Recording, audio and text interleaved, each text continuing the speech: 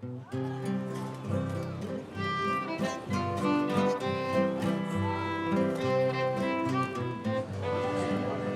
Palace of the Governors is living and breathing because it changed as the people who lived within it changed. And I often think about the stories that it could tell if these walls could talk.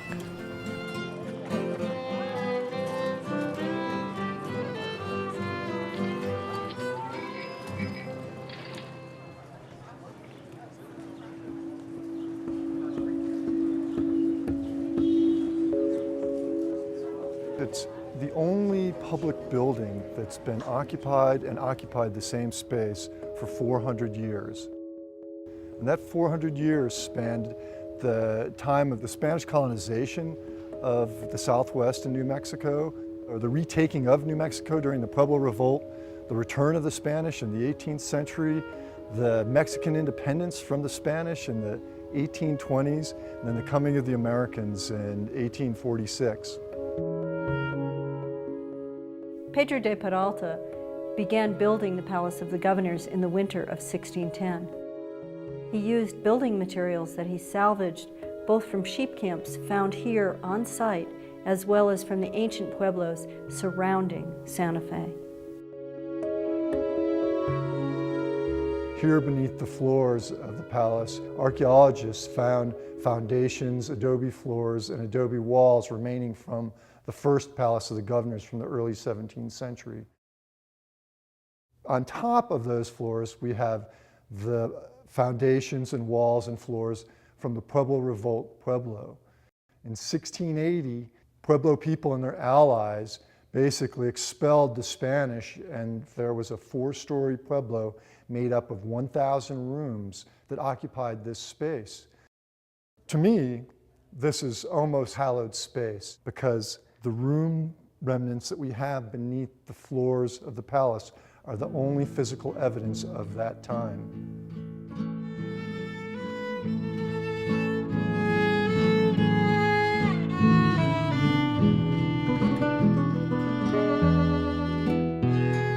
The palace in the 1780s and 1790s was just one part of a very large complex that included a presidio or a fort.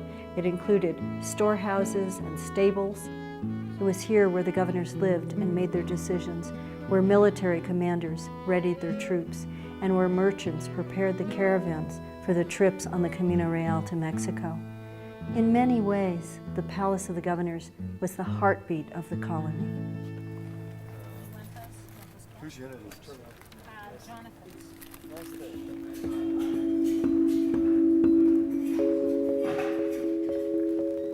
The space behind the Palace of the Governors was one of the last archaeological frontiers in downtown Santa Fe.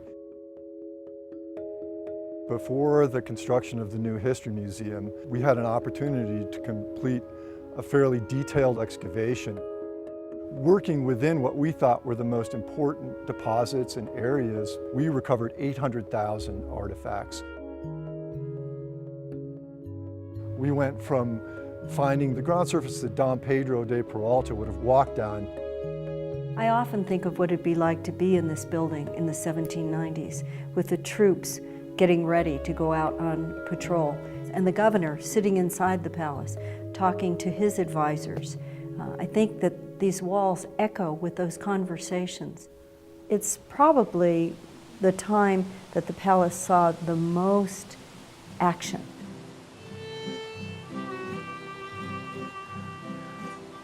We found foundations which were made out of river cobbles.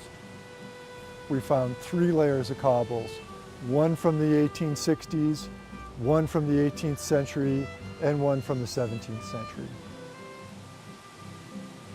To me, what's interesting about all the cobbles is that we were able to start to get at the level of effort that goes into building a major governmental complex in terms of the materials, the time, and the manpower.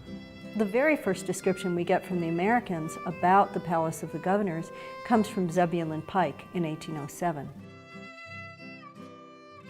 He talks about the raw clay walls, the dirt floors, but how things in the palace were very warmed by the use of animal skins and very simple furnishings.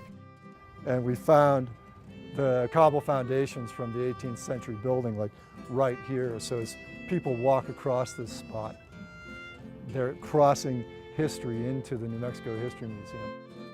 Governor Alencastre hosted a dinner and invited Pike to be present at the dinner. And Pike notes that once the governor had a little bit to drink, he became quite cordial. Occasionally we would just find this tiny artifact that would bring us back to the people who lived at the palace. We recovered 2 amulets. These amulets, which are called igas, they are meant to bring good luck or ward off the evil eye in the 17th century Spanish culture. In this case, the very small amulet that we found, we believe was probably attached to a baby's blanket. In 1810, when Governor Manrique writes to the Viceroy about the conditions of the palace, it's really the very end of the Spanish period. Spain is having trouble maintaining this building, having trouble holding on to this far northern frontier. And Governor Manrique writes with enormous emotion about this building. He says, we're losing the palace day by day. We're losing the palace to rain, to snow, to leaks. He is alarmed that there aren't keys to the doors, and in fact, in some places, there aren't even doors. And there are animals running through the palace and rampaging, destroying some of this architecture. We found the first evidence of kind of formal sanitation with a wood flue emptying into a adobe-lined cesspit. And amazingly enough, when we started to get down to the bottom of that cesspit, we found the skeleton of a horse. We're fortunate to have descriptions of Santa Fe in the summer of 1846 when General Kearny comes. Kearny tells us about the simplicity of this building, the fact that he slept on the dirt floors on the very night that he took the Palace of the Governors in the name of the United States.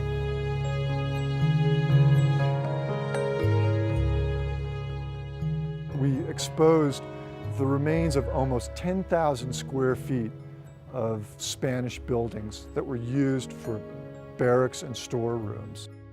The soldiers' barracks extended from west to east for at least a couple hundred feet, right through this area where we're standing now.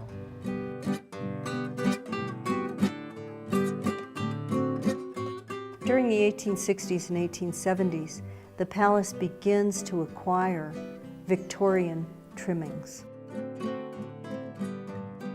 The American authorities who are living here in the Palace of the Governors change it enormously, adding Victorian porches to the outside of the porch, adding wallpaper to the walls inside the palace, and beginning to change its very soul.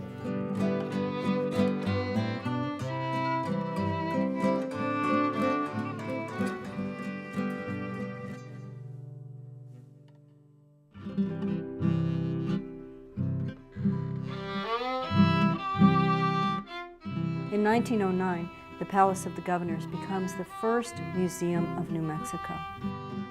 The palace architecture changes enormously. The Victorian facades are stripped off. We have the emergence of what we call the Pueblo Revival style, and that was part of a movement. Santa Fe City Fathers became part of the City Beautiful competition in the United States, and they wanted a more uniform style here, and a style that spoke of the regional architectural traditions.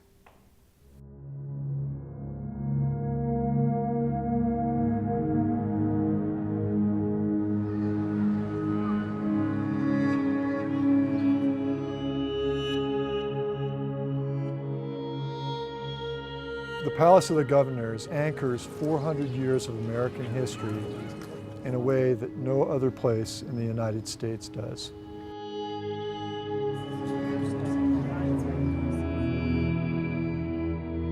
It's a building that has absorbed the very essence of the history here in the Southwest, and you feel that when you're in this building.